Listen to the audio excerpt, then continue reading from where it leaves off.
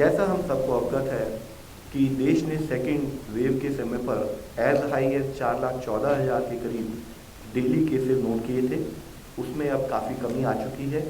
और पिछले 24 घंटे का डेटा हम देखें तो पाते हैं कि देश में करीब 28,204 केसेस रिपोर्ट हुए हैं।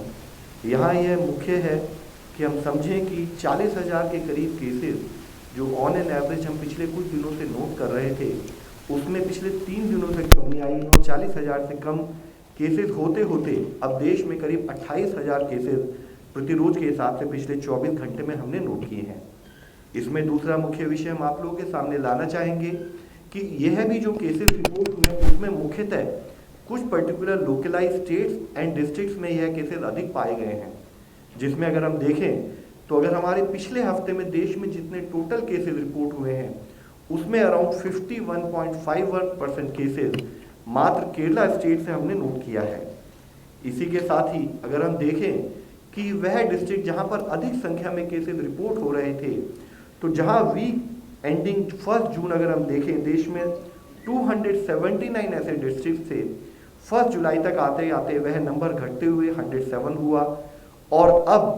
एज ऑन 8 अगस्त हम देखते हैं कि वह जिले 48 रह गए हैं। यहाँ मुख्य विषय यह है कि इसी मंच पर जब हमने 3 अगस्त के समय पर बात की थी तब इन जिलों की संख्या 57 थी, तो जिसमें 9 जिलों की संख्या में कमी आई है, जो कि एक पॉजिटिव न्यूज़ है।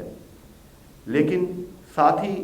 एक और मुख्य विषय यह है कि हमें on A continued basis analyse करना है कि कहाँ पर केसेस बढ़ रहे हैं, ताकि कंटेनमेंट से रिलेटेड एक्टिविटीज़ उन पर्टिकुलर डिस्ट्रिक्ट्स में, उन पर्टिकुलर प्रांतों में हम उतने ही सुदृढ़ तरीके से कर पाएँ। तो जिसमें कॉज ऑफ कंसर्न जहां हमारे देश में स्थाई पर